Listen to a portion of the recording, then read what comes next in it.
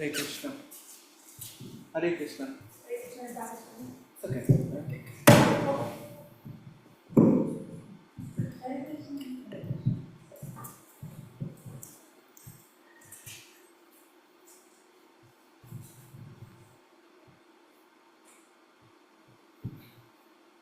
Om Ajnanatimirandhasya Jnananjanashalaakaya Chakshur Unmilitam Yena Tasmai Shri Gurave Namaha Shri Chaitanya Manobhishtam Sthapitam Yena Bhutale Swayam Rupaha Kadamayam Dadati Swapadantikam Vancha Kalpatarubhyascha Kripa Sindhubhya Evacha Patitanam Pavanebhyo Vaishnavebhyo Namo Namaha Jai Shri Krishna Chaitanya Prabhu Nityananda Shri Advaita Gadadhara Shrivas Adi Gaura Bhaktavinda Hare Krishna Krishna Krishna Hare Hare Hare Rama Rama Rama Hare Hare.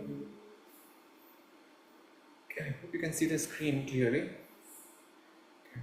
Welcome. So today we are continuing our discussions on the essence of Gita series, and this is our fourth session. The title for today's session is Yoga of Meditation, and it is based on chapters 6, 7 and 8. How we got started is that we first gave an overall introduction to the Bhagavad Gita. We talked about how Bhagavad Gita proceeds like a podcast. It's a discussion between Arjuna and Krishna. And we went through the different varieties of questions that Arjuna asked in order to go from a very, very confused state to a confident state for Arjuna. And how at the end of that journey, Arjuna was ready to carry out Krishna's order. Order is probably a strong word, but essentially Arjuna was embodying the exact mood that Krishna wanted Arjuna to embody.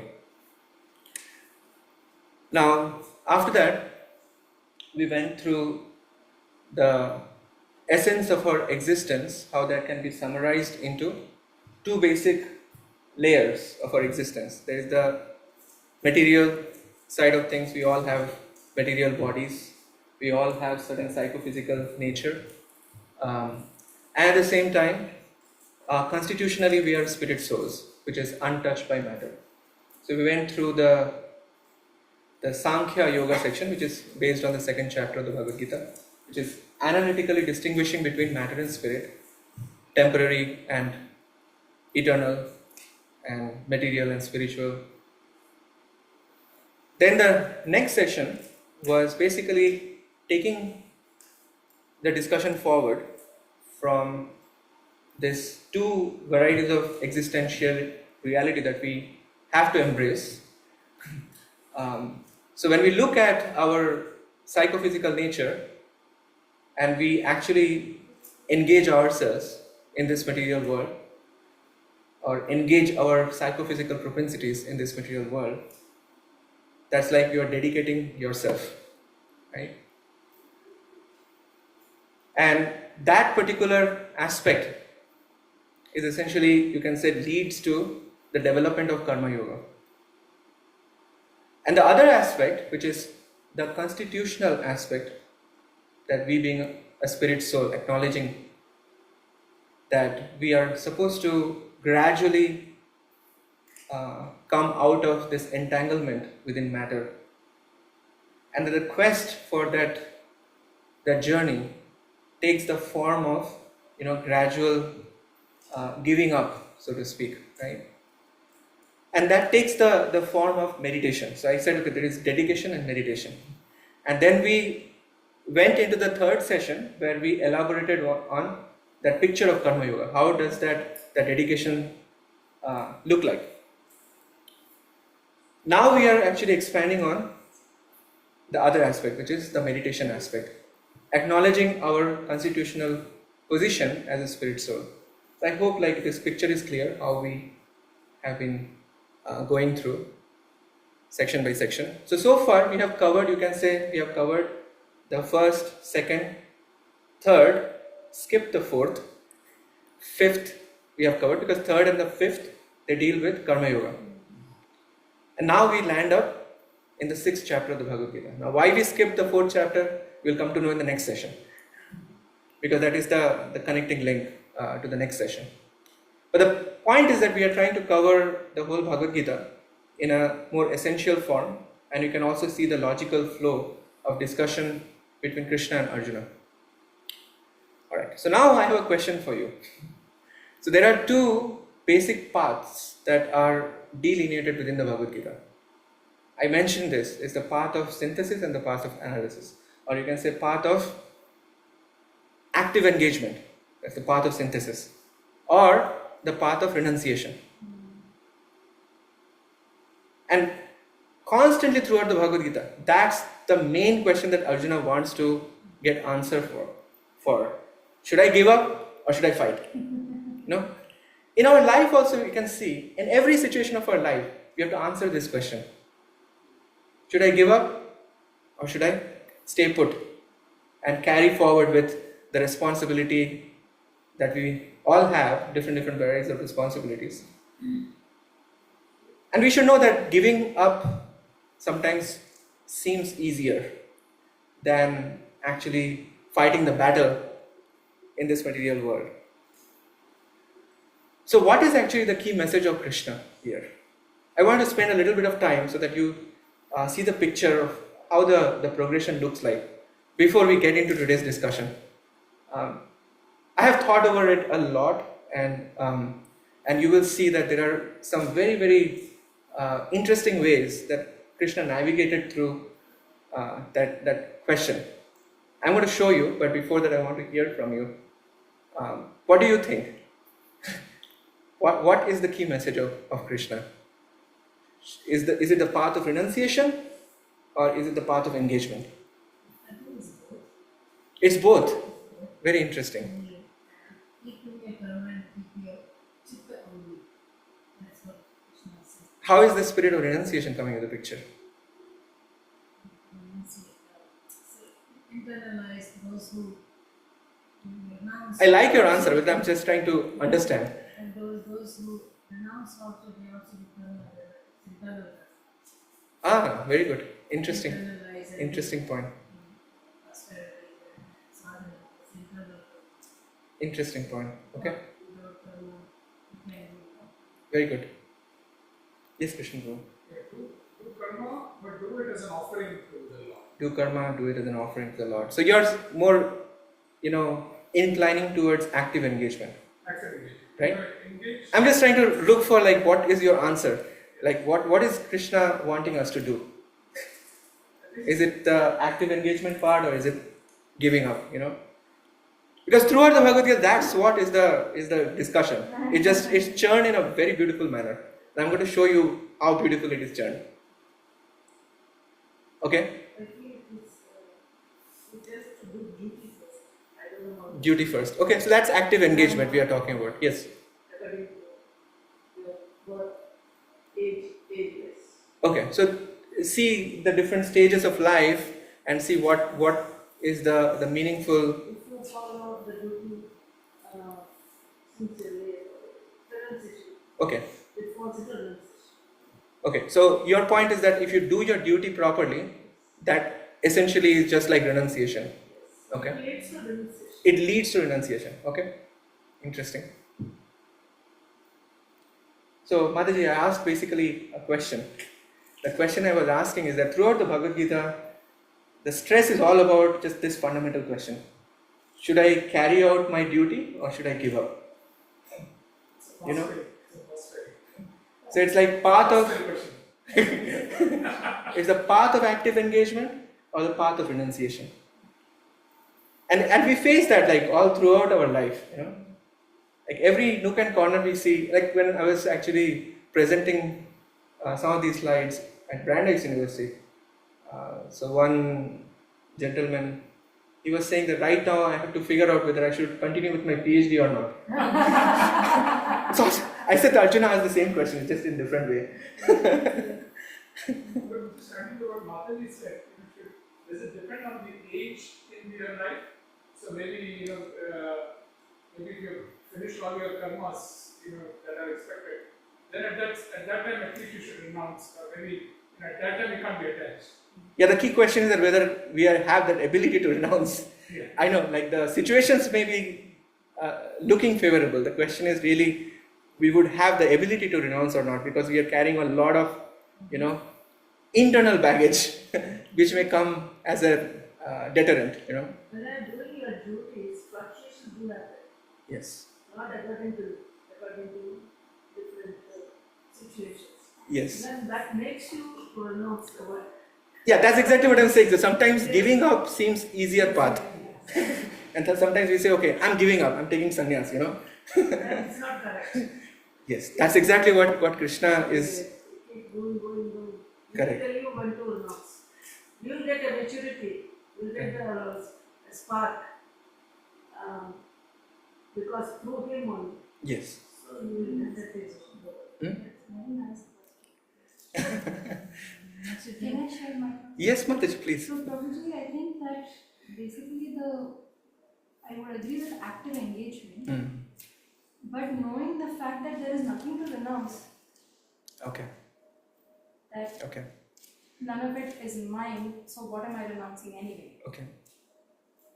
Okay.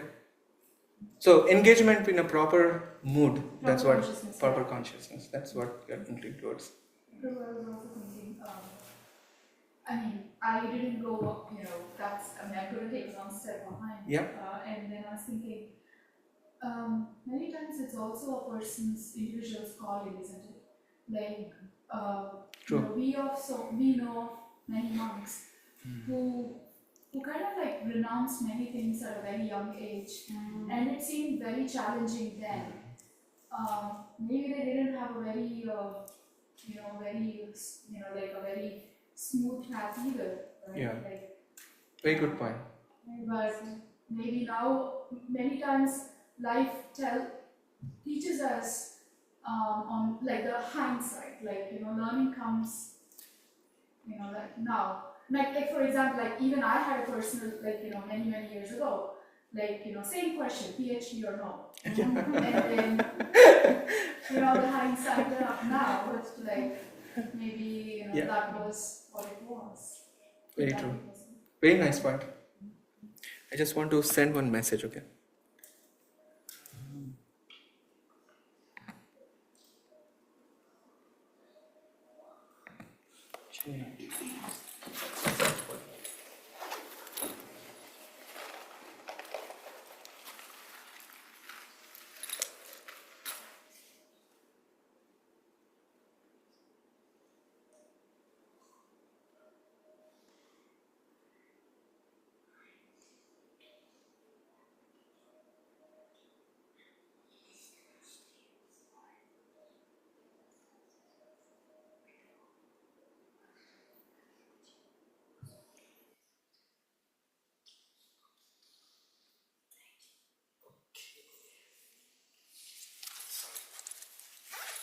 To send a friendly message otherwise. Okay, so now let's get to hear from Krishna how he churns this topic. So as you know, right from the very beginning, Arjuna is asking this basic question, like, Yashreya, what is best for me? Please tell me.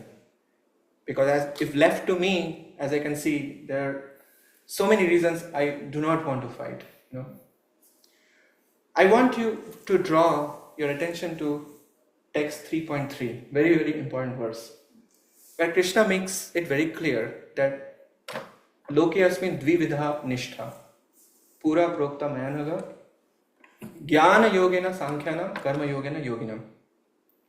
So please try to understand that there are only two paths. It's not like we generally speak about yoga ladder, we talk about like different varieties of paths. Krishna sets it very clear, like in 3.3, very early on, there are only two paths. Now, this is not actually the first time. He said, Pura Prokta Mayanaga. I had already spoken about this. Where did he speak? 2.39, where Krishna had already stated that, like, Esha te abhihita sankhe, buddhir yoge Tvimam Shunu. Like so far I have spoken about this in terms of Sankhya Yoga. Now I'm going to talk about the same thing in terms of Buddhi Yoga. So two things. Here also Krishna says there are only two ways to approach this. Jnana Yogena Sankhyanam. So those who are taking the path of analysis, they are following the path of Jnana Yoga. And then those who are analysis meaning, again renunciation, the path of renunciation.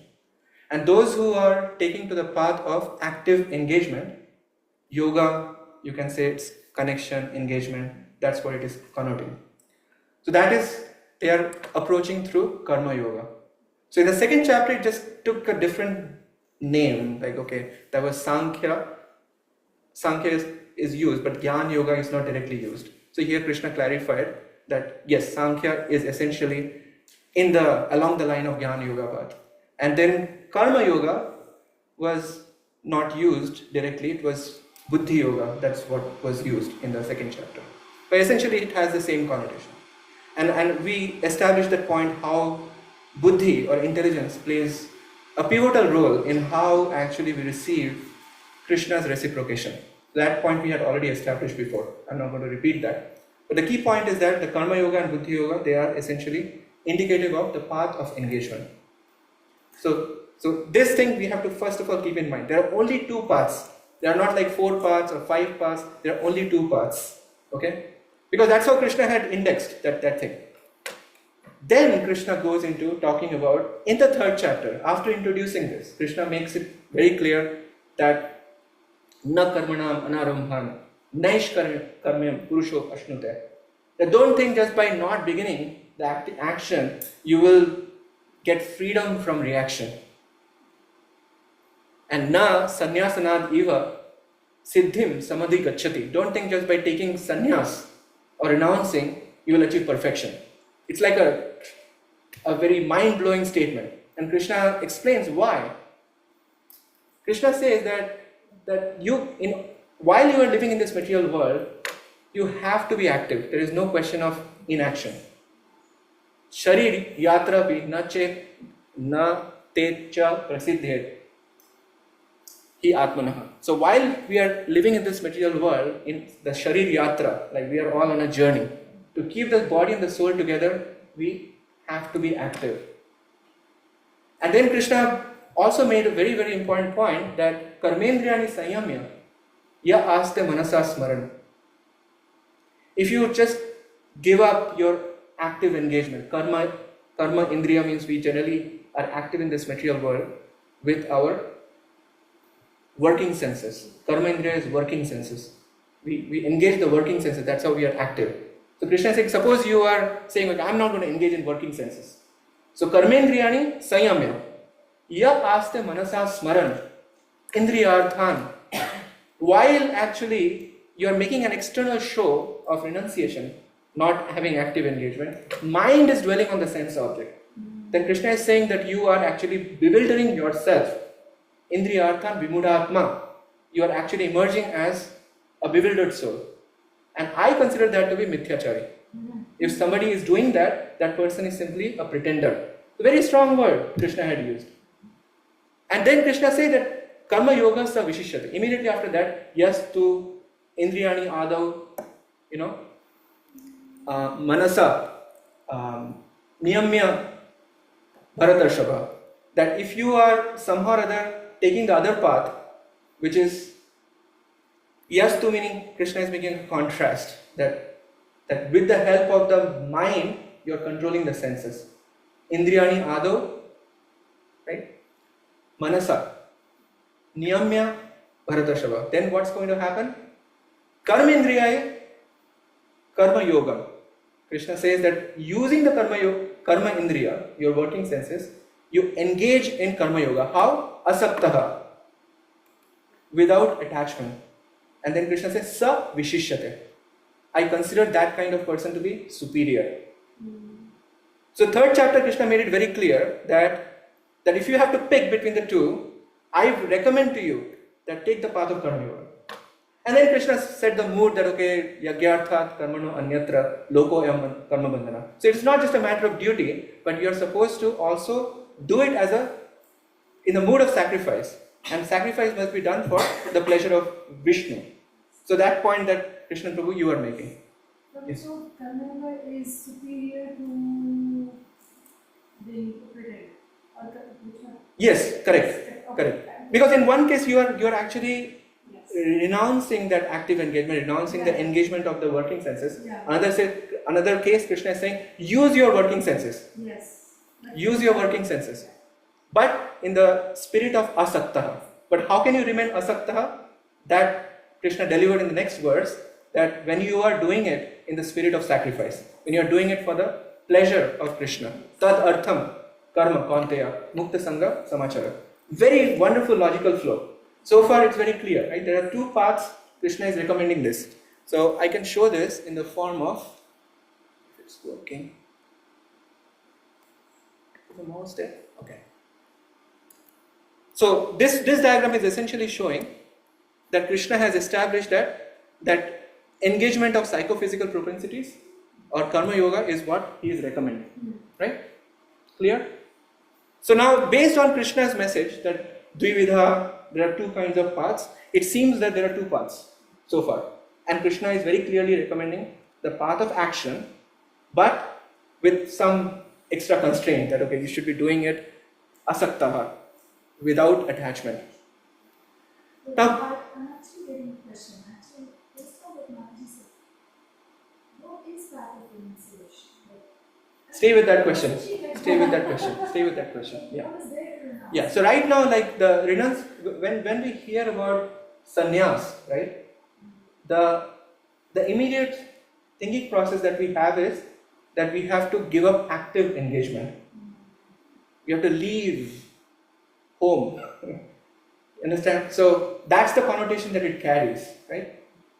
Sannyas. Because you are taking spiritual life seriously, and therefore you cannot afford any kind of interactions with this material world which can complicate your focus in pursuing spiritual life. Right? Is it possible to not to engage into if you go small as you do Material engagement in the sense like you are doing the job of a software engineer, or you're not dealing with resources in an exploitative way. There are many interactions that are selfishly driven. You are able to renounce those things, right? Because you are just on your own. But Krishna is saying you are not alone, but you also have your mind. You and your mind, both are there. So you can not actually really maintain that lone status that you're looking forward to. You have that enemy right there. Right. So now, next comes the same kind of question in the 5th chapter. Krishna again delivered the same kind of message in the 5.2 direct answer that sannyasa karma yoga cha nishreyas karau ubhav. Both of them are actually good for you. And then he says tayostu karma sannyasat karma yoga vishishyate. How more clear can it be, right? That both are good for you, like whether you are taking the path of action or path of renunciation. This is 5.2. Tayostu, like two again, the same, how many times Krishna has used but, you just see, okay? So again, Krishna is saying, however, tayostu, out of these two, karma yoga vishishyate. Like again, like, it makes it very clear, if you have to pick between karma sannyas and karma yoga, I'm telling you, you pick karma yoga. Right? Now there also he said another very interesting thing. Like after, again, like so far it seems like these two are different. But then he also says that like yat sankhya prapyate sthanam yoger api gamyate. Then he says that whatever achievement you can get through the process of sankhya, you can get through yoga. And then he says that okay, only it is childish to think these to be different. So that time you start thinking, what is Krishna actually trying to mean? So at this point, it may look like this. Is it not? Yeah. It may look like, okay, there is certain things that you can achieved through jnana, but that can also be achieved through the path of action. And therefore it is a little bigger. Why is it a little bigger? That every time Krishna is supporting that you should take the path of action. So it looks bigger. And then he also says that sannyasas tu mahabaho dukkham aptum ayogatah. He says that if you take to sannyas, your path will be studded with difficulty. Dukkha, very strong word. You will experience distress on this path. Sannyasastu mahabaho. Again, two. You see again the usage of the word but. If you are taking to the path of renunciation, what's going to happen? Your path will be filled with dukkha. If ayogataha, if you are not connected, if you are disconnected, then it will be full of difficulties. And yoga yukta munir brahma na chirena adhigacchati. On the other hand, if you are connected properly, yukta, you are engaged, then na chirena adhigacchati. It's going to be very quick for you. And you are going to achieve, not only that there is no dukkha, you're going to achieve success also very fast. So usually like when we are actually embracing anything, right, we ask these two basic questions, how is the experience going to be and how long is it going to take, right? In both the parameters, Krishna is saying engagement, yoga yukta. As long as you are engaged, that's going to be the best thing, because it's going to be not troublesome for you, and second is that it's going to yield you result very, very quickly. Who is not sold off so far? You're already sold off. That's what Krishna is recommending.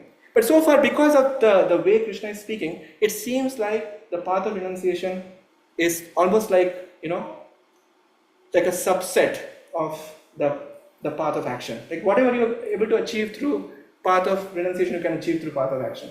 Right? Now comes the beginning of the 6th chapter. This is where today's discussion is beginning. Okay. So how does Krishna say that anashritya karma phalam karyam karma karoti yaha? So anashritya karma phalam, it's the same kind of idea that asaktaha, right? You are not dependent on the fruits of your action. Anashritya karma phalam karyam karma karoti yaha. Karyam is exactly as you were saying, Mataji. Karyam means what needs to be done, what ought to be done, prescribed duties. Karyam karma karoti yaha. So one is carrying out one's prescribed duties, right? And then Krishna says that sa sannyasi cha yogi cha. That person is both a sannyasi and a yogi. You see this? And then he says, na nir agnir na cha akriha. So this 6th chapter is basically unifying these two very beautifully. And Krishna is unifying in this way that sannyas without proper engagement is incomplete. Okay? Sannyas without proper engagement is incomplete. And in the next verse, Krishna says the opposite. Just 6.2. This was 6.1. 6.2, Krishna says that yam sannyasam iti prahur yogam cham tam vidhi pandavaha. What is considered to be yoga is considered that to be the same as sannyasa. And then he says, nahi asanyasta sankalpo yogi bhavati kashana. Now he is taking the path of action and he's saying that no one can be claiming to be a yogi unless, like this keyword is very important, nahi asanyasta sankalpo, unless one is able to give up the desires for sense gratification. So if you are not able to give up the desires for sense gratification, you are also not a yogi. So what are we giving up? The desires for sense gratification. So 6.1 and 6.2 very beautifully synthesizes the whole message.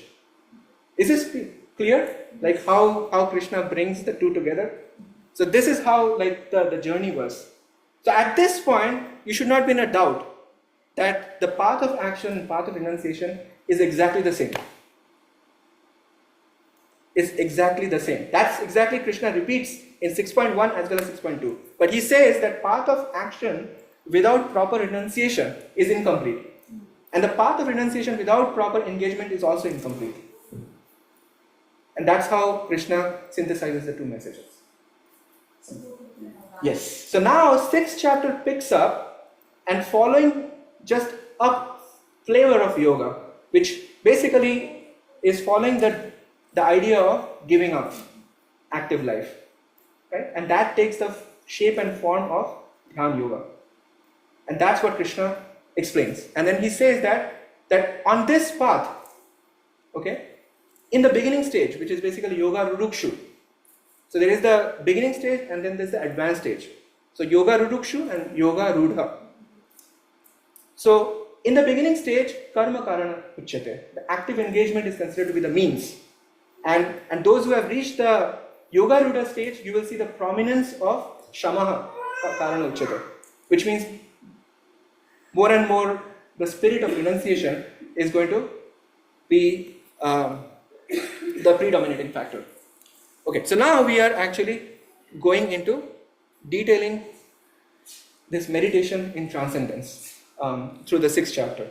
You know, how one can actually understand how one is to practice in detail. Like so far, Krishna had been just talking about at a high level, you know, that okay, this is good, this is bad, and so on and so forth. But this is the first time, in one sense, Krishna is going to go through a detail of a process. And this is the path of Jnana Yoga actually. So path of Jnana Yoga, when it is, you know, maturing in the degree of meditation progressively, then that is essentially Jnana Yoga. Right? So again, there are only two ways of looking at it. Either you are giving up progressively or you are actively engaged and trying to incorporate Krishna consciousness in your life. There are only two ways. So this is the path of discovery, because you have not set the goal, so to speak. You are on a path, you are on a journey, you know, and as a part of the journey, you are taking a ladder. And ladder is basically taking you through different regulative stages, you know, and those regulative stages do not bring God into the picture, because it's a discovery process. Jnana Yoga is a discovery process. You have not actually said that this is the object, so to speak, that you are trying to reach, you know. The object in the sense, there is no object of worship as such in the beginning stages. When you are doing yogasana, you do not have like any worshipable entity in front of you. You're just going through the formularies, the regulation, and that's exactly how Krishna describes. But then he sets that there has to be a goal in order to succeed there. Okay? So now, right from the very beginning, Krishna actually sets the goal right. He says that Jitatmana Prashantasya Paramatma Samahitaha. One who has conquered over one's mind, Paramatma is already attained. So in other words, he clearly sets the goal that for one who is taking to the path of Jnana Yoga or this step-by-step process, you have to reach the Paramatma realization. But the practitioner may not know it. They are just kind of busy with the formularies of the system. So therefore Krishna, right from the very beginning, he points out you have a problem. That when you are practicing Jnana Yoga, where you are trying to, you know, reject this active life, just taking your spiritual life seriously, you are not alone. You have your mind. And therefore Krishna says that this mind can act as your best friend or act as your worst of enemy. Anatmanastu shatrutve vartyata atmaiva shatruvat. The same mind can play dual role. And therefore we have to be careful. So how do we know that the mind is being a friend or an enemy? When we have control over our mind, then that mind acts as our best friend. And when we do not have control over our mind, then that mind acts as the greatest enemy. Now, who has control over one's mind? So, pretty much default condition is that mind is acting as our enemy. Is it not? Very simple. Bandhur atma atmanas tasya yena atmaiva atmana jitaha anatmanastu shatrutve vartyata atmaiva shatruvat. If you do not have control over the mind acts as the greatest enemy. If you have control over the mind acts as the best of your friend. Therefore, in the very beginning, Krishna identifies this mind as the central element, which you have to now regulate in order to reach your goal. Okay? So now, please try to understand that we have these three elements to our existence. We already saw in pretty much the second session, right? Our existential reality has these two components. As long as we are in this material world, we are dealing with matter. We are covered by subtle body and gross body. Right? And then our constitutional position is that we are spirit soul. Right? So subtle body is represented by the mind, and the gross body is what is termed there as body. Right? So mind is in the middle. That's what I'm trying to show. Okay?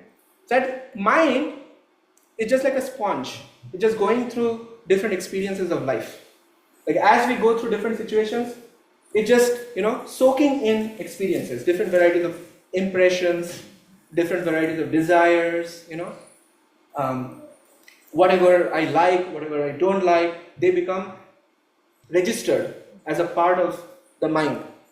So mind is just like a repository of varieties of ideas and stored imprints. That's what is mind.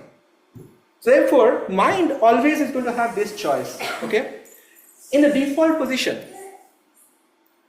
or you can say the mind is considered to be impure when mind is oriented towards the needs of the body. So it's when the foremost importance is given to the needs of the senses, or when we become vested in sense gratification, this is the orientation of the mind. Because mind only cares about how to give pleasure to the body. And mind only registers pleasure. As we go through life, the nature of the mind is to only register pleasure, and therefore it always tries to, you can say, suggest the intelligence that, hey, I have a nice opportunity for enjoyment. Please strategize so that I can enjoy. Or, this is the place which is interfering with my enjoyment. So please take me away. Strategize. So intelligence is always ready to be at the beck and call of the mind. But the mind disposition by default is always trying to satisfy the needs of the body. You can say needs and the wants of the body.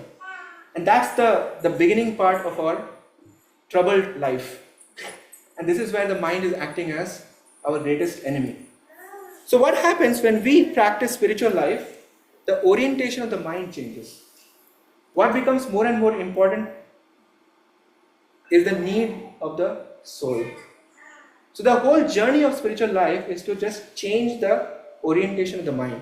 The mind which is always oriented towards just facilitating, pleasures of the body, when it starts understanding the beauty of the soul and the super soul, then what happens is that mind gets a different orientation. Mind cares about pleasure, and therefore we need to subject ourselves to have those kind of impressions where we register higher pleasure, where we are coming in the association of devotees, partaking in some devotional activities. Then what happens is that mind actually gets the opportunity to also register pleasure, but a higher kind of pleasure. So this is the choice that we have to make, whether the mind is going to be oriented downward or it's going to be oriented upwards. And this mind is the purified mind when it is oriented towards the spirit soul. Now Krishna pretty much is taking Arjuna through the journey of an Ashtanga Yoga process. Now Ashtanga Yoga process was given by Patanjali, and it is based on essentially the 6th chapter of the Bhagavad Gita. The 6th chapter of the Bhagavad Gita came first, and Ashtanga Yoga is a system that is actually just systemizing it and then pointing out that it has got 8 rungs. So it takes the form of a ladder. So there is Yam, Niyam, then Asana, then Pranayama, then Pratyahara, Dharana, Dhyana and Samadhi. Now what do you notice here?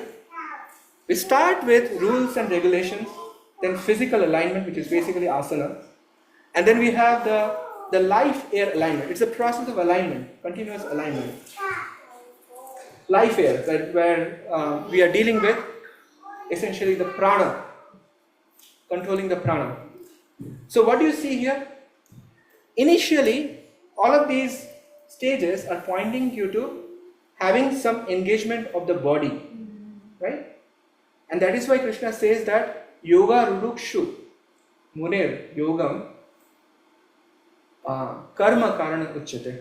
That for a yoga rurukshu, those who is just beginning the journey, this kind of engagement of the physical body as well as you can say life air or prana become the cause for elevation. So we are dealing with yama and niyama, rules and regulations, is just kind of setting the foundation. So you can practice asana, where you are having some physical alignment, right? But the whole idea is to somehow or other draw the consciousness inward. Consciousness is always projected outward.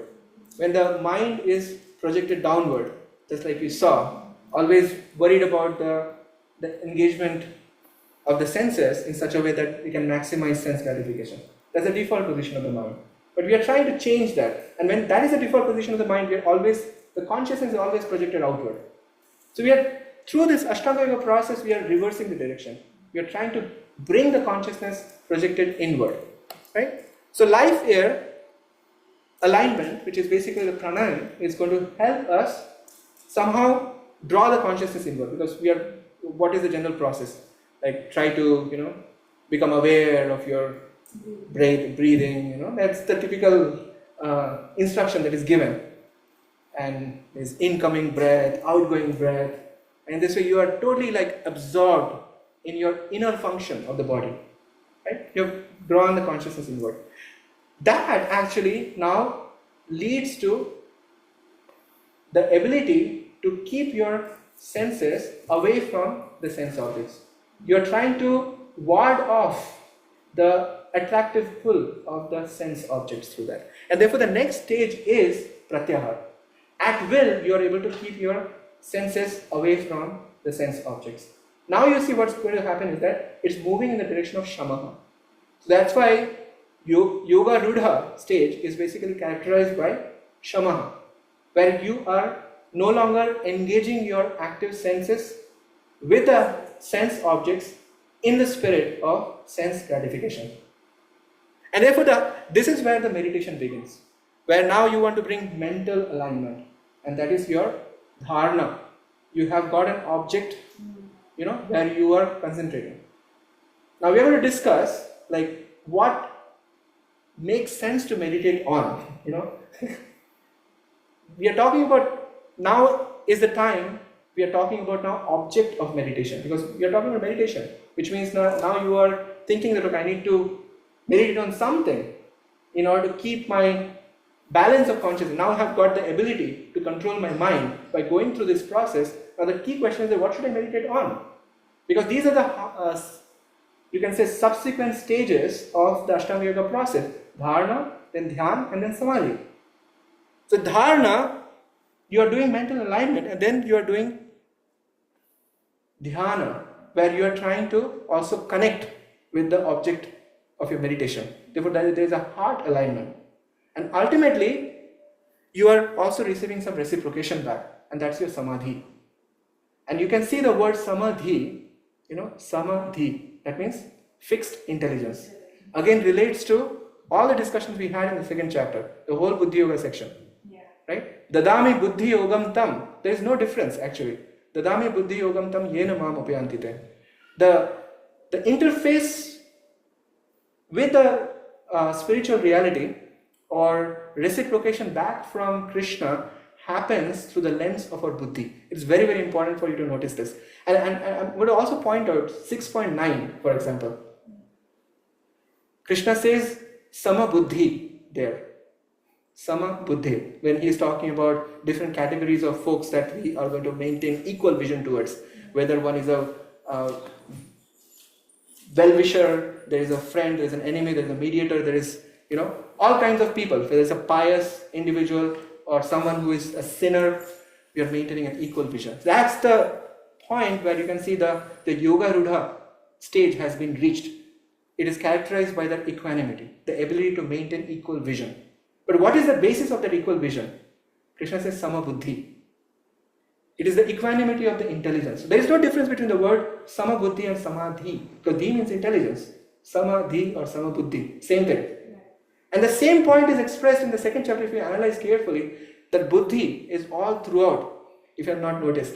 Now later I'll point out that in the 7th canto, 7th chapter of Srimad Bhagavatam, look at the description of Prahlad Maharaj, how he has received the knowledge from Narad Muni when he was inside the womb of his mother. He also lays down, you have to purify your intelligence. And he lays down the whole process, how you can purify your intelligence. So my assertion is that all transformations happen at the level of intelligence, because it's the intelligence which has the ability to control the mind. And it is the purified intelligence that will only be able to control the mind. Mind is not going to be just controlled like that, by your thinking about it, that I'm going to control the mind from tomorrow. You need purified intelligence. And that's why there is so much of stress on buddhi.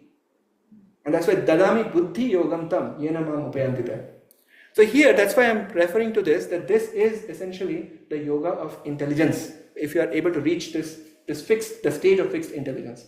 It's just a different kind of strategy.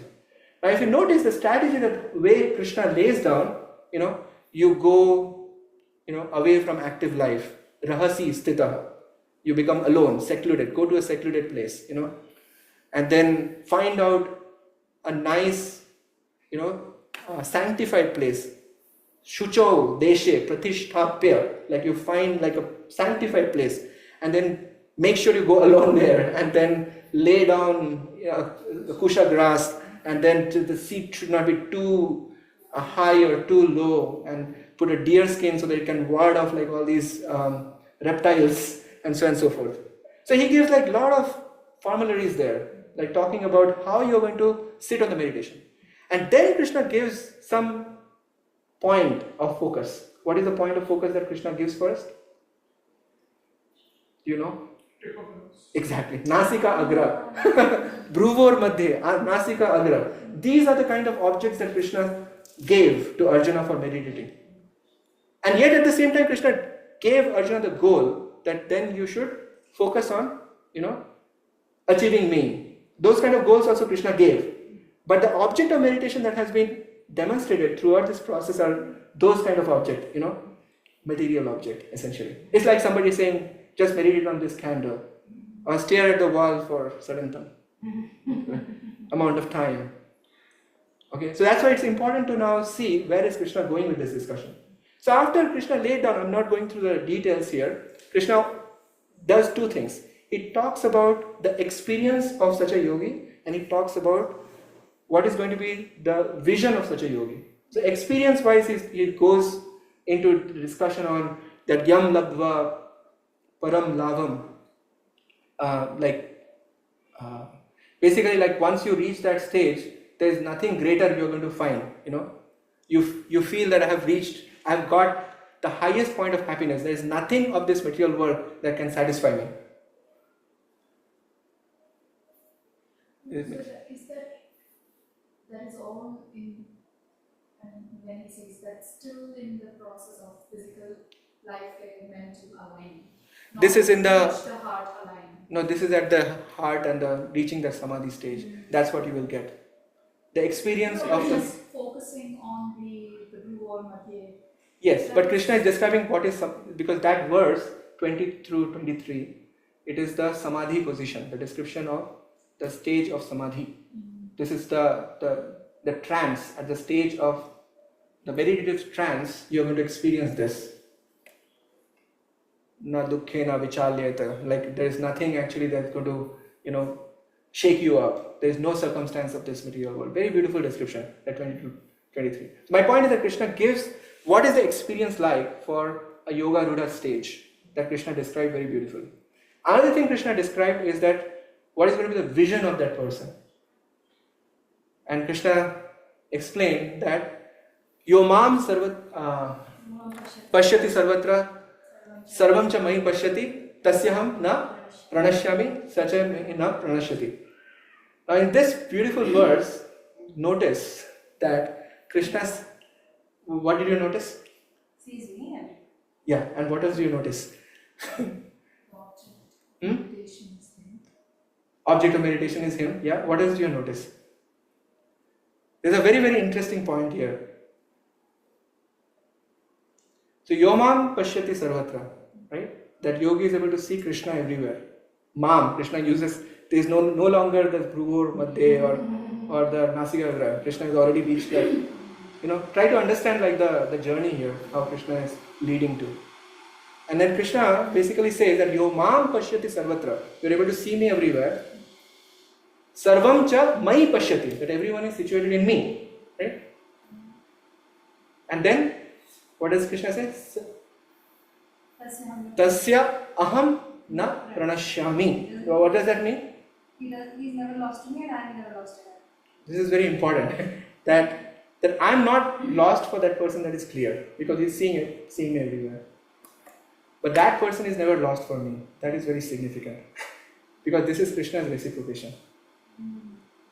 So in other words, this yoga process is not just, okay, you got the vision, but there is the object is also interacting with you. The object of meditation is also interacting with you. It's not just you are trying to bring your focus to the object of meditation, but the object in turn is also contemplating on your well-being. There is a personal aspect of Krishna that comes into the picture immediately. And that is very, very significant. Because if you are meditating on a candle is not going to think back about you. That okay, let it brighten your life. Unfortunately, no. No such empowerment is afforded to the candle just because you're meditating on the candle.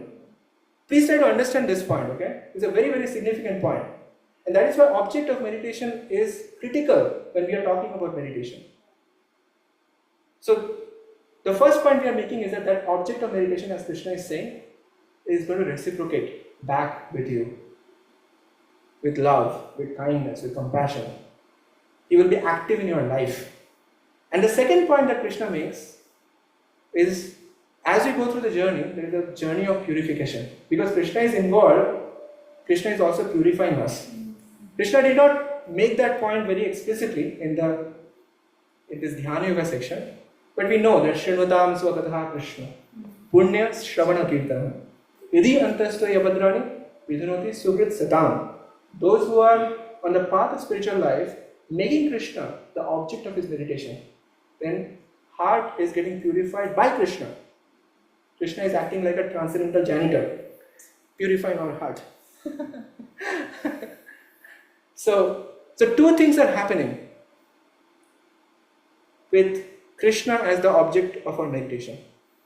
We are getting reciprocation back from Krishna. Krishna is interacting personally with us. And second is that our heart is getting purified.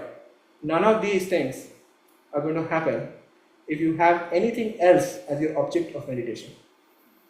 It's a very, very important point to keep in mind. And where Krishna is leading to now is, what does it entail in the equanimity of the mind? So I put it in this way.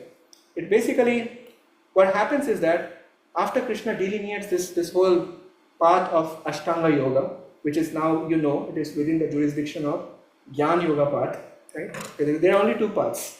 And that too, there is a complete synthesis of those two paths, okay? With that in mind, you can also see that within the description, Krishna's description is kind of following the lead of the Dhyana Yoga system. So in that system, after the full description, after this elaborate description, verse after verse after verse, 6.33, what does Arjuna say? Yo ayam yogas tvaya proktaha samyena madhusudana. Etasyaham na pashyami chanchalatvat sthitim sthiram. I do not see any stable foundation in this process of yoga. Yo ayam yogas tvaya prokta. This, system of yoga that you described, I just don't see any stable foundation. Why? Because of the mind's nature. You said that mind is very important, but look at mind's nature. I can experientially confirm this, that I cannot see Duryodhana to be equal to Yudhishthira. For example, that samatvam that you are samyena madhusudana, I cannot see them equal. I'm sorry. It doesn't work in practice. So how am I supposed to practice this? And then he says, Chanchalami, Manaha, Krishna, Pramathi, Balavat, Dridam. Look at the characteristics of the mind. It is flickering, Chanchalam. Pramathi, it is mad. Balvat, it is strong. Dridam, obstinate. With all these qualities, I think controlling the wind is easier than controlling the mind. Tasyaham nigrah manye bayur iva sudushkaram. Sudushkaram. And then Krishna doesn't say, okay, no, that's not true. He didn't dismiss Arjuna's point. He says that asanshaya mahabaho mano durnigraham chalam. I totally agree with you. It is very, very difficult to bring the mind under control. And then again Krishna uses the word tu. You can see how many times we have referred to tu today, like 5 or 6 times actually, pretty much you can see. So he says, Abhyasena tu kanteya vairagyana cha grahyate. It is still possible by abhyas and vairagya. Abhyas means taking on to some practice, suitable practice, and vairagya, at the same time detachment. So practice and detachment. With these two, it is possible. Now that looks like such a generic answer, it's like not answering at all so far. Is it not? Practice and detachment. Practice what? I already rejected this system that you have said, What am I going to practice? So at this point, it still looks quite inconclusive. I only got the picture that, okay, practice and detachment. How and what? And that's why Krishna leads Arjuna to this last verse of the 6th chapter, where Krishna clearly points out that there is a hierarchy of yoga in the system of yoga. Yes, there are these 2 paths, but there is a hierarchy there still, because of the amount of purification it can bring to the mind. Because ultimately the question is of purification of the mind, as you saw in that picture. Right? Impure mind projecting downward, pure mind projecting upward. So he says that yoginam api sarvesham mat katena antaratmana shraddhavan bhajate yomam same yuktatama mata. So here also Krishna is talking about bhajate, which means that there is engagement in loving relationship with Krishna. With heart, dedication, faith, shraddha is used. These are all very personal terms. It's not like an impersonal meditation on some random object of this material world. But it's a very personal meditation on the feature and form of Krishna, with the idea that Krishna is reciprocating with me in a very personal way.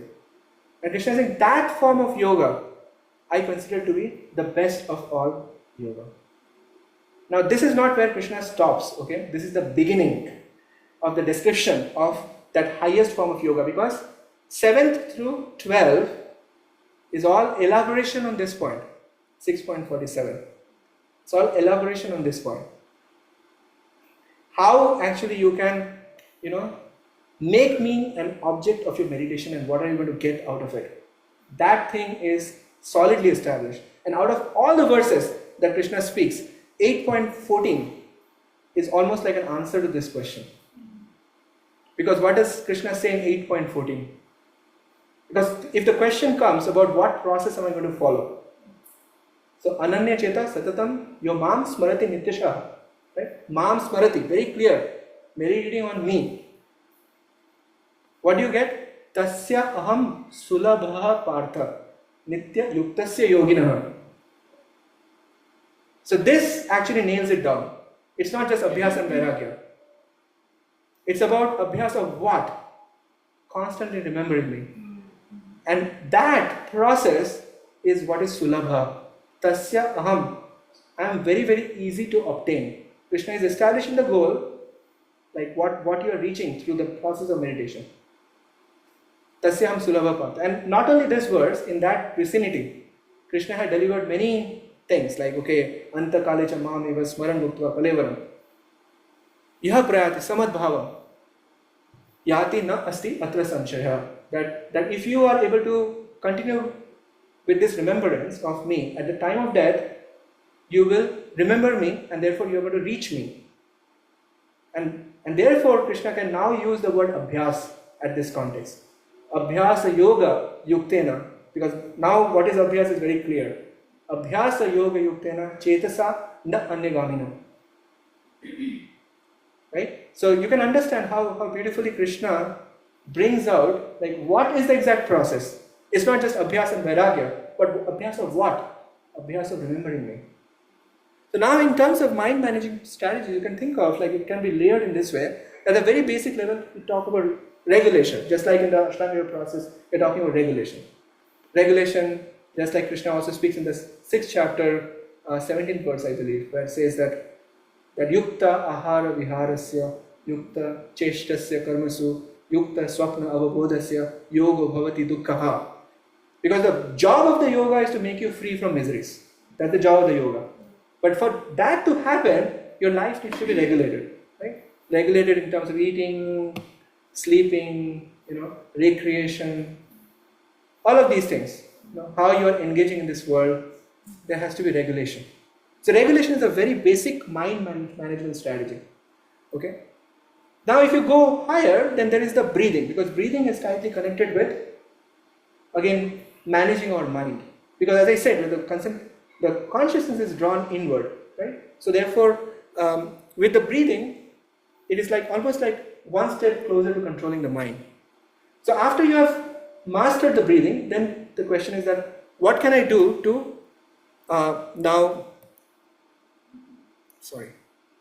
what can I do for achieving transcendence, right? So one can say you have to now take the help of some tool. What tool can you take the help of? So therefore the tool here is mantra, right? So tra means that which delivers. Mantra means that which delivers the mind, because mind is the central piece here. We have to somehow think about like uddharet atmana, right? Krishna said you have to liberate the mind. How do you liberate the mind? You need a tool. What is that tool? Mantra. That's exactly what it means. A tool for liberating the mind. Is it not? So mantra comes in different shapes and forms. So mantra can lead you to transcendence, and mantra can lead you to divine connection. So I like to put the mantras in 2 categories. The first category of mantra are just like chanting Om. Because Om is not directed towards a particular person. It is kind of universally directed. I mean, if it was computer science students, I would have said it's like dangling pointer. But in the case of the mantra that requires maintaining a divine connection, you need a reference. There's a difference between pointer and reference. So in the case of divine connection, you have an object of meditation, and you're trying to form a relationship. So like Hare Krishna Mahamantra is a mantra for making divine connection. You're connecting with the object of your meditation, who is a person on the other side. It's not just you are chanting Om without knowing where it is going, And that's why you can see Om is preceding so many personalities. Om Namah Shivaya, Om Ganeshaya Namah, Om Namah Bhagavate Vasudevaya. So Om needs direction, where you are directing. And it's very, very general. And therefore definitely Om can benefit by giving you transcendence, but it cannot give you divine connection with the person that you are wanting to connect, just like Krishna is saying. So at this point, in order to make things more clear, but in the 11th or 12th chapter, doesn't he also say that Pranava, I am Pranava too, that is Pranava is Om? Yeah, sure. Yes, but the practitioner may not recognize him to be Pranava, right? That's the main point. It's the practitioner's disposition of the heart. That's what I'm thinking. Someone chanting Om, but imagining Krishna in his mind. Yeah. That also works, right? That can work, but the thing is that person, if that person can make that connection, that person will also know that the recommended process is Hare Krishna Mahamantra. Yeah. So therefore he will graduate to that. That's the point. So if somebody wants to chant Om and yeah, that's why like it's a very good process to begin spiritual life. It's a very good process to begin spiritual life. But the point is that should lead you to somewhere where you can make tangible connection and have the reciprocation back. So somewhat like saying lady or Yeah. saying Kusma. The difference. Yeah, exactly. Exactly. It's like if I ask you, okay, where is this person's house? Okay, if I ask you this question, you give the response there. You understand? Another way to respond to the same question is that, okay, you go, take this street, turn, you are going to meet with an intersection, you turn left there, you another intersection, turn right there, be very specific, So that's what I'm talking about. So you may get there, like if you just follow, like, okay, go there. But you still need some guidance. So think about, like, if the computer is infected with virus, do you think you can get your job done if your computer is infected with virus? I think you can still get your job done. It just is going to be very annoying because the one click you will make, like some pop-up will come, something will do. And you can keep closing those windows and can still painstakingly keep going forward, ignoring as if nothing exists. So mindfulness is almost like that. You become aware. A thief can also practice mindfulness, and mindful is stealing somebody else's property, because you're just becoming aware, You're not trying to remove the impurities. So virus is like that. So either you can just manage in the presence of those viruses, or you actually think about getting rid of those viruses. And then, What is the meaning of Om then? What kind of God is it? Om just means essentially the impersonal feature of the absolute truth. Om is connoting essentially Brahman, for example. Spiritual. Now, of course, like, if you ask Jiva Goswami what is it meant by Brahman, he will say Krishna. Because Brahma is a loaded word. So likewise, you can say Om is also a loaded word. It depends on the context. Because as I said, Om can be preceding any of the personalities. So you have to see whom is Om leading towards. But generally speaking, Om means just transcendence or Brahman. And also in that image that you showed was regulation leading to mantra transcendence. So the mantra for ages are changed, like different ages are Yes. different. Like meaning when we talk of It's a spiritual Radha practice. Maharaj, It's it a was spiritual practice that is changing. okay. Spiritual practice. Practice. Yeah, and the mantra is given by the spiritual master, and at that time, Dhruva Maharaj was given, for example, Om Namah Bhagavate Vasudevaya to chant in Satya Yuga. But other two concentric circles were the same, right? Like regulation and breathing applied then as well. Yeah, you can say that. Like, same in what sense? In the sense it's similar, it all begins with regulation. And then, so I'm thinking, where does it change? Like, I'm not able to get it. Like, Change in what sense? change in the practice itself. So that, as I said, the Gyan Yoga is a path of discovery, progressive discovery, right? When one is beginning, there is no object as such. As I said, like it is meditating on the tip of the nose, like that, very,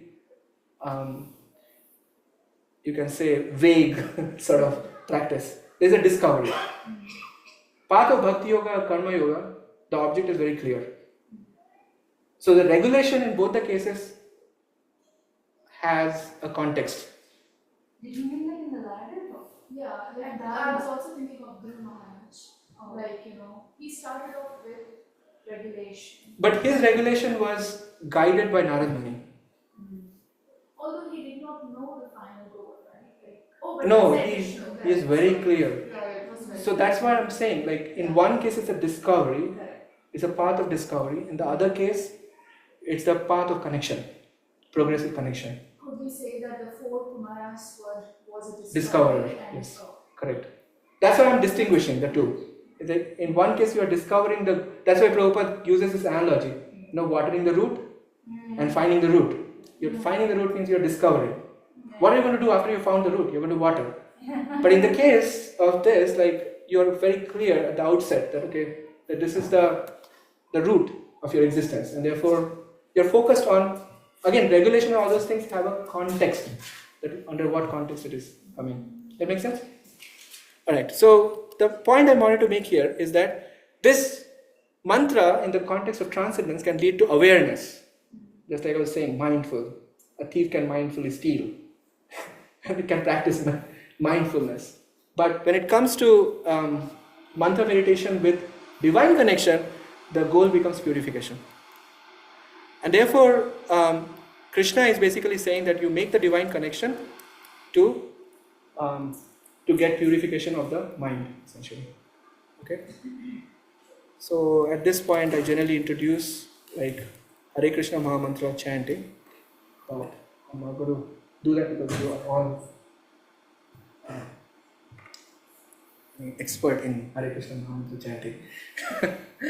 Any question or anything? Does it make sense how the whole thing progressed? Okay, please go. So can I ask? Yes, yes.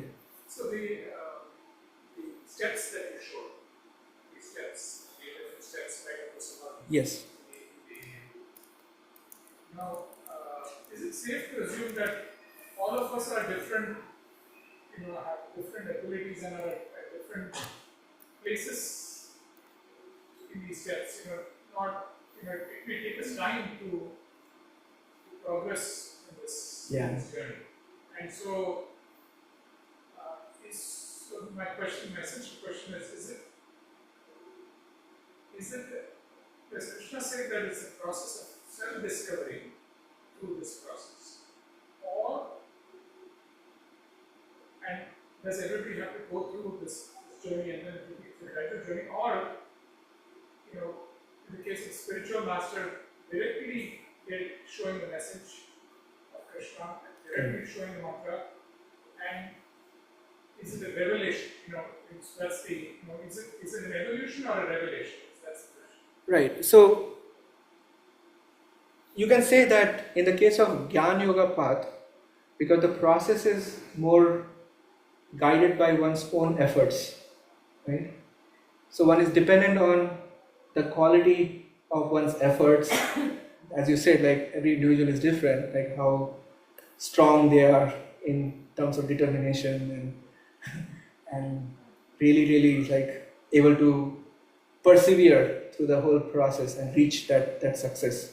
So they are largely dependent on their own efforts. And that is the key difference between the process of Bhakti Yoga and Jnana Yoga. In the case of Bhakti Yoga, Krishna, spiritual master, they are involved in one's life right in the very beginning. And therefore, it is effort plus mercy. So in one case it is just effort, in other case. And that is the reason the comparison is given that Jnana Yoga is like the path through a curved staircase. And Bhakti Yoga is an elevator method. The reason why that analogy is given is because you just are pressing the floor. I want to reach this floor because the goal is very clear. Here you are just going, you don't know how far you have to go and what are the possible distractions along the way. And you may go to the 7th floor and then say, oh, this looks interesting, let me check that out. And then you might be distracted for a while. And maybe you may take a few backward steps and you may say, oh, maybe this 3rd floor I missed something, let me go back. In this way, like this staircase journey, there is no end because of that. And that is the reason why Krishna is saying that Tasyaham Sulabha Pata, because I am involved. And he uses the word Samudharta. I am acting as the Samudharta. I am the one who is actually taking, like there is a beautiful picture one artist has drawn under Prabhupada's guidance, like where Krishna comes and like trying to pick, like somebody is kind of in the ocean trying to get the hand up, right? You've seen that picture, right? Yeah. That is the picture here, painted by 8.14. That if Krishna picks us up, the job becomes much easy, right? Easier. And that is the key difference. Like in one case, effort plus Krishna's mercy or grace. In the other case, one is just figure out how much you want to figure out. Keep discovering. So, everybody go through this journey, there are 8 billion people in the world, and Which journey? It's purification journey. Purification, yes, but we don't have to take that because Arjuna and Dwapara Yuga already rejected this path. We better not take chances in Kali Yuga. Like I'm talking about like this yoga ladder that is given. Like if that is the goal, if just kind of maintaining health is the goal, it's fine because through yoga asana and pranayam you will definitely get those benefits. But if really the transcendence is the goal, it's too much. And then that's why you have to see what the goal is, right? So joining Yoga Society is totally fine if the goal is really keeping the body and mind fit. That one can get. But if the goal is really transcendence, meeting Krishna face to face, then Bhakti Yoga is the recommended path. And then yes, one has to go through purification, and that is the process called Anartha Nivritti. giving up of unwanted things. At some point, everybody has to go, will go through this. No, not if they don't want to. If they want to, like if they want to kind of go through the path and really get purified, then they will take those steps. And if they don't want, nobody is going to disturb. Keep going through Yes, it. so the question is, out of the 8 billion people in the world, some of them are looking downwards. They're looking towards the body. They're arrows towards the other side. Correct. And only a few are on the other side. Correct. And the few who are on the other side, some are going this path, Correct. and some are taking some other. Correct. Some are taking the steps, some are taking the other way. Correct. Exactly. That's exactly the situation. Yeah, also, a few hours away, I was downstairs. So, do you mind explaining quickly like this ladder? Oh, this ladder is basically yama, niyama, pranayama. You know, basically the pratyahara. Yeah, yeah. That's pranayama. Yeah. Basically, at every stage, you are trying to align with your physical and emotional reality. That's what you are doing. Physically, asana. Sthira Sukham Asanam. That's the definition of asana. That you must be steady and you must be comfortable. So take to the pose, and every pose that you are taking, you are also keeping track of your breathing and so on and so forth. And this way you are drawing your consciousness inward. So the point I was making here is that in the beginning, there will be like active engagement of the senses, like karma karanam uchate, for those who are yoga rukshu, those are beginning, you know. And in the mature stage, shamaha karanam uchate, one is gradually, you know, giving up one's engagement with the objects of the senses, and one has developed some ability to do so because of practicing this scripture. So that's basically path of progressive alignment. But the meditation really starts from dharana stage. That after you have got the ability to keep the senses away from the sense objects, that pratyahara, then you are ready for meditation. Mental alignment. Yeah, mental alignment is dharana, No. and heart alignment is dhyana, and fixed intelligence is samadhi, where you have some absorption and reciprocation back from the source of our existence, basically. Based on this itself, I have another question for you. So, at what stage do we or can we connect to the Brahma Bhuta Prasanatma Shloka? At what stage does that come? Yeah, it is basically, you can say, when there is a heart alignment, I would say. Because na shochati na kangshati sama sarveshu bhuteshu mad bhaktim lavate param. So you can say like it's heart alignment and fixed intelligence combination of the both, because Brahma Bhuta means one has to reach the stage where one is no longer, you know, under the pushes and pulls of the senses in the mind, like one has gone above. So the transcendental position is already established, and that's why Mad Bhaktim Lavate Param. The Prabhupada emphasizes that that's when bhakti begins, if you are on that path.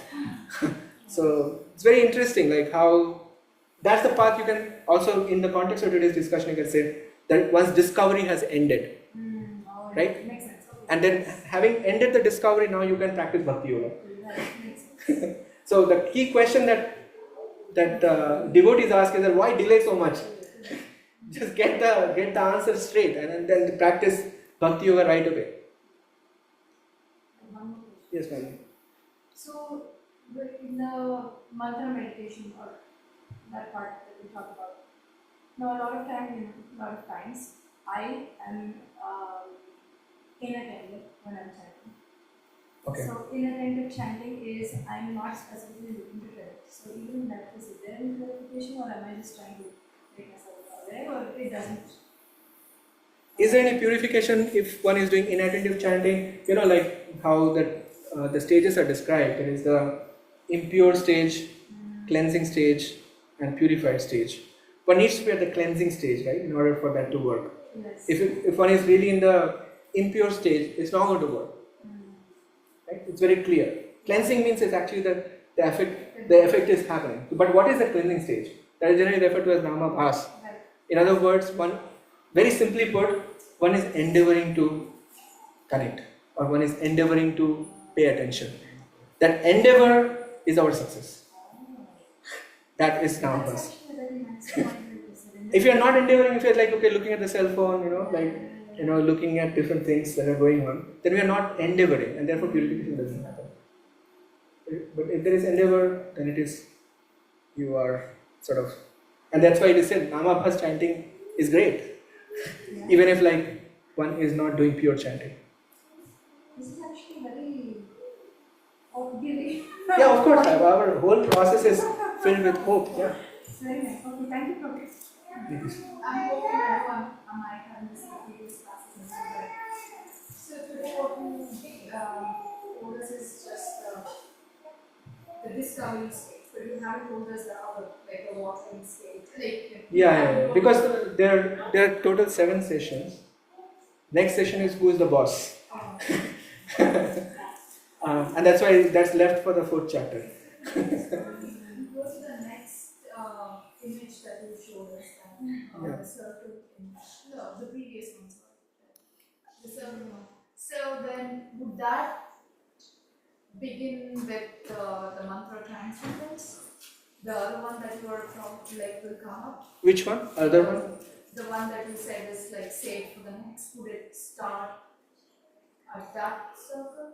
We are not going to start it. We have already established that making divine connection makes. We already made that point that Krishna has already established. Out of all the yogic processes, Bhakti Yoga is the highest.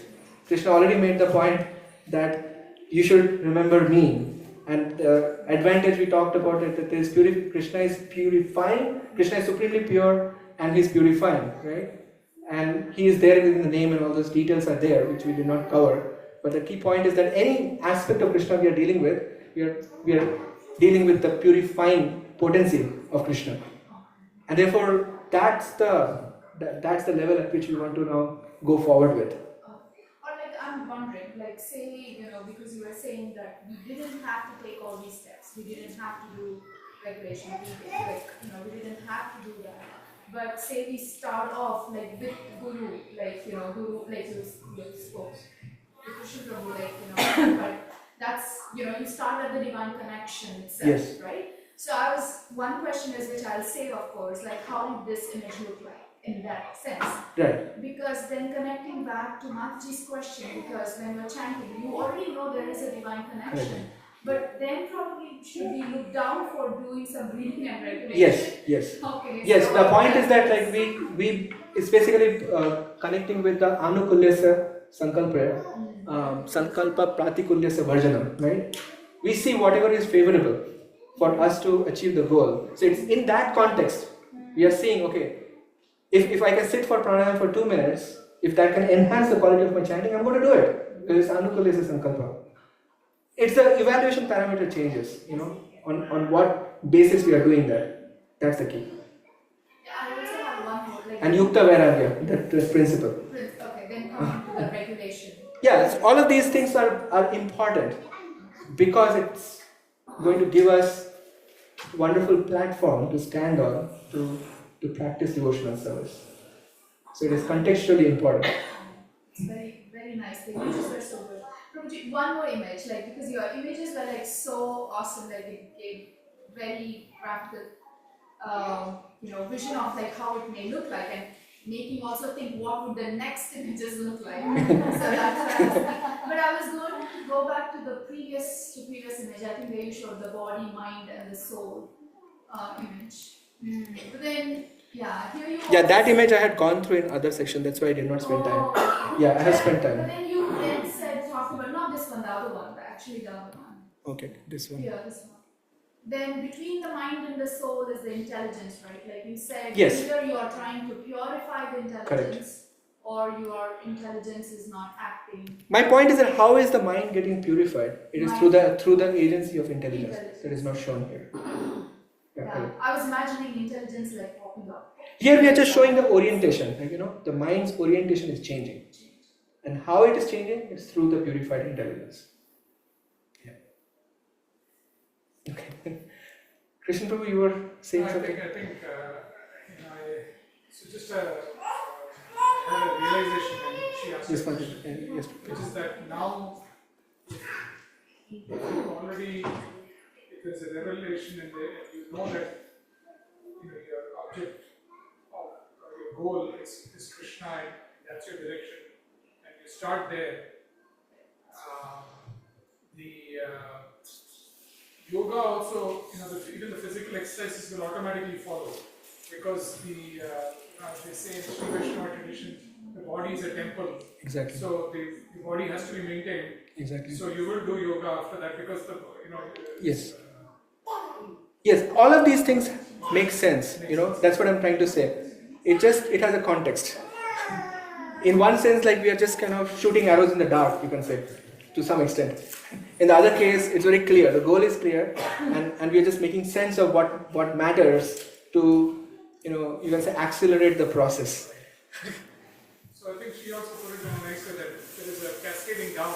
Yeah. From there, the same steps will happen. Yeah. They'll just happen with a goal in mind. Yes, correct. I wouldn't call it cascading down. I would just say utilization of these things, which which can facilitate our development of relationship with Krishna. Yeah, that's how I would put it. That's right. Thank you. Now, I just want to say one thing, Mataji. What I have in mind is because today's session was meant to introduce the chanting. So we are going to now have every session we are going to have chanting of one round, and I will be having one dedicated session on how to do attentive chanting. And Prabhu, yeah, that would be nice. We are ready for it. So we need people like who need to kind of follow through the whole sequence. I desperately need that. I also need that. Yeah. So that's the plan that I have. Okay, we all have beads here. Can we have this class? Yes.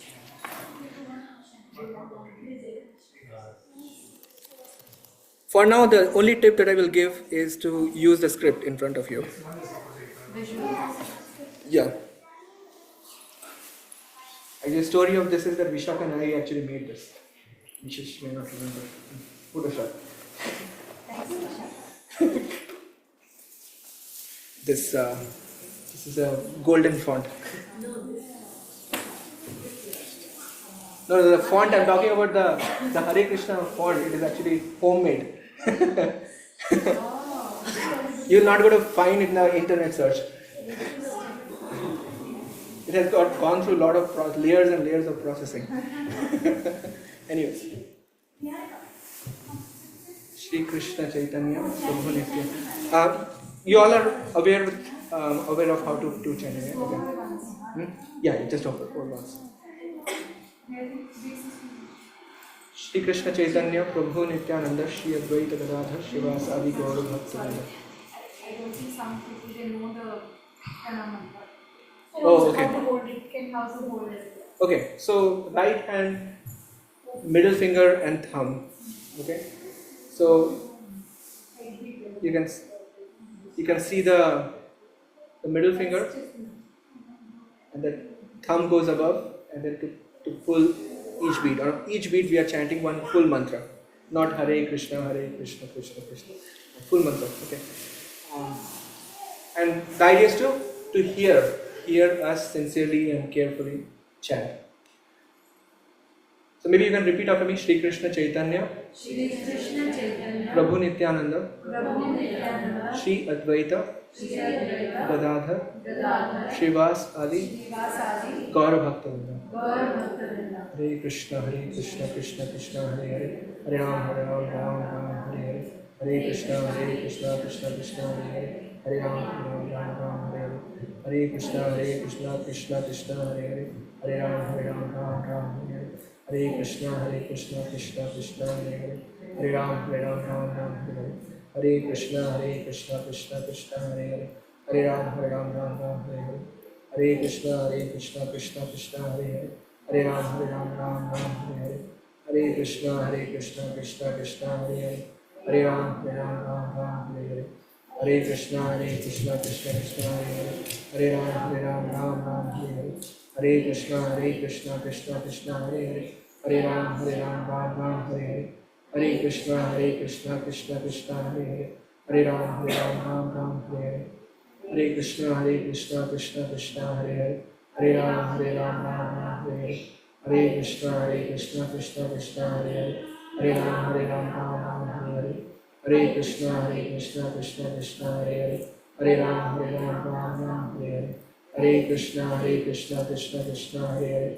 Hare Ram, Ram, Hare Hare. Hare Krishna, Krishna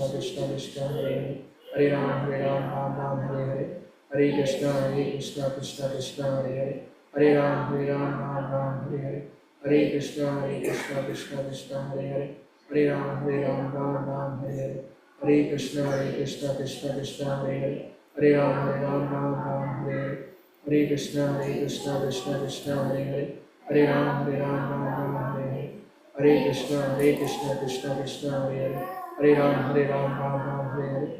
Hare Krishna, Krishna Krishna, Hare Hare. Hare Ram, Hare Hare.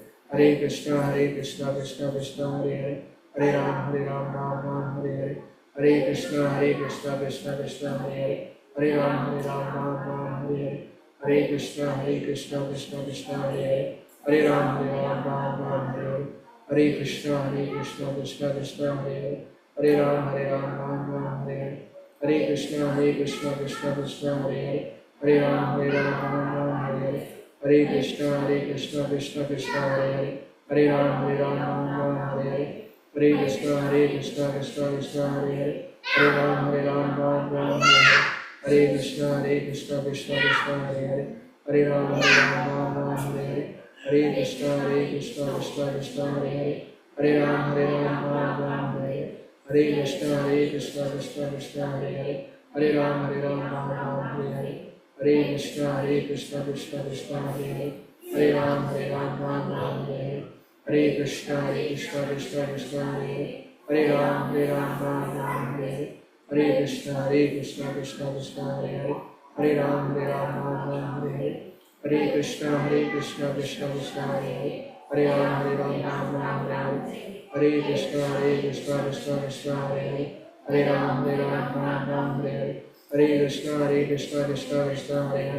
Ram, Hare Hare. Hare Krishna, Krishna Hare Hare. Hare Ram, Hare Hare. Hare Krishna, Krishna Hare Hare. Hare Ram, Hare Hare. Hare Krishna, Krishna Hare Hare. Hare Ram, Hare Hare. Hare Krishna, Krishna Hare Hare. Hare Ram, Hare Hare. Hare Krishna, Krishna Hare Hare. Hare Ram, Hare Hare. Hare Krishna, Krishna Hare Hare. Hare Ram, Hare Hare. Hare Krishna, Krishna Hare Hare. Hare Ram, Hare Hare. Hare Krishna, Krishna Hare Hare. Hare Ram, Hare Hare. Hare Krishna, Krishna Hare Hare. Hare Ram, Hare Hare. Hare Krishna, Krishna Hare Hare. Hare Ram, Hare Hare. Hare Krishna, Krishna Hare Hare. Hare Ram, Hare Hare. Hare Krishna, Krishna Hare Hare. Hare Ram, Hare Hare. Hare Krishna, Krishna Hare Hare. Hare Ram, Hare Hare. Hare Krishna, Krishna Hare Hare. Hare Ram, Hare Hare. Hare Krishna, Krishna Hare Hare. Hare Ram, Hare Hare. Hare Krishna, Krishna Hare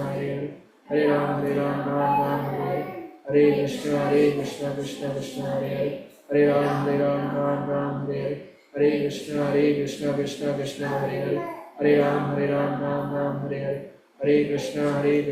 Hare Hare. Hare Krishna, Krishna Hare Hare. Hare Ram, Hare Hare. Hare Krishna, Krishna Hare Hare. Hare Ram, Hare Hare. Hare Krishna, Krishna Hare Hare. Hare Ram, Hare Hare. Hare Krishna, Krishna Hare Hare. Hare Ram, Hare Hare. Hare Krishna, Krishna Hare Hare. Hare Ram, Hare Hare. Hare Krishna, Krishna Hare Hare. Hare Ram, Hare Hare. Hare Krishna, Krishna Hare Hare. Hare Ram, Hare Hare. Hare Krishna, Krishna Hare Hare. Hare Ram, Hare Hare. Hare Krishna, Krishna Hare Hare. Hare Ram, Hare Hare. Hare Krishna, Krishna Hare Hare. Hare Ram, Hare Hare. Hare Krishna, Krishna Hare Hare. Hare Ram, Ram Ram, Hare Hare. Hare Krishna, Krishna Krishna, Hare Hare. Hare Ram, Ram, Hare Hare. Hare Krishna, Krishna Krishna, Hare Hare. Hare Ram, Ram, Hare Hare. Hare Krishna, Krishna Krishna, Hare Hare. Hare Ram, Ram, Hare Hare. Hare Krishna, Krishna Krishna, Hare Hare. Hare Ram, Ram, Hare Hare. Hare Krishna, Krishna Krishna, Hare Hare. Hare Ram, Ram, Hare Hare. Hare Krishna, Krishna Krishna, Hare Hare. Hare Ram, Ram, Hare Hare. Hare Krishna, Krishna Krishna, Hare Hare. Hare Ram, Ram, Hare Hare. Hare Krishna, Krishna Krishna, Hare Hare. Hare Ram, Ram, Hare Hare. Hare Krishna, Krishna Krishna, Hare Hare. Hare Ram, Ram, Hare Hare. Hare Krishna, Krishna Krishna, Hare Hare. Hare Ram, Ram, Hare Hare. Hare Krishna, Krishna Krishna, Hare Hare. Hare Ram, Ram, Hare Hare. Hare Krishna, Krishna Krishna, Hare Hare. Hare Ram, Ram, Hare Hare. Hare Krishna, Krishna Krishna, Hare Hare. Hare Ram, Ram, Hare Hare. Hare Krishna, Krishna Krishna, Hare Hare. Hare Ram, Ram, Hare Hare. Hare Krishna, Krishna Hare Hare. Hare Ram, Ram, Hare Hare. Hare Krishna, Krishna Hare Hare. Hare Ram, Ram, Hare Hare. Hare Krishna, Krishna Hare Hare. Hare Ram, Ram, Hare Hare. Hare Krishna, Krishna Hare Hare. Hare Ram, Ram, Hare Hare. Hare Krishna, Krishna Hare Hare. Hare Ram, Ram, Hare Hare. Hare Krishna, Krishna Hare Hare. Hare Ram, Ram, Hare Hare. Hare Krishna, Krishna Hare Hare. Hare Ram, Ram, Hare Hare. Hare Krishna, Krishna Hare Hare. Hare Ram, Ram, Hare Hare. Hare Krishna, Krishna Hare Hare. Hare Ram, Ram, Hare Hare. Hare Krishna, Krishna Hare Hare. Hare Ram, Ram, Hare Hare. Hare Krishna, Krishna Hare Hare. Hare Ram, Ram,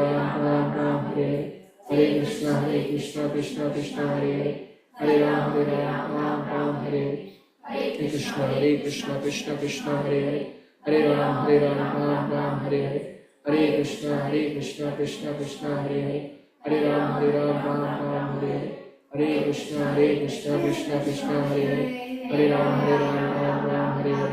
Hare Krishna, Krishna Hare Hare. Hare Ram, Ram, Hare Hare. Hare Krishna, Krishna Hare Hare. Hare Ram, Ram, Hare Hare. Hare Krishna, Krishna Hare Hare. Hare Ram, Ram, Hare Hare.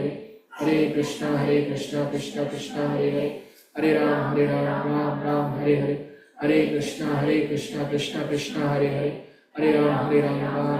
Hare Hare. Hare Krishna, Krishna Hare Hare. Hare Ram, Ram, Hare Hare.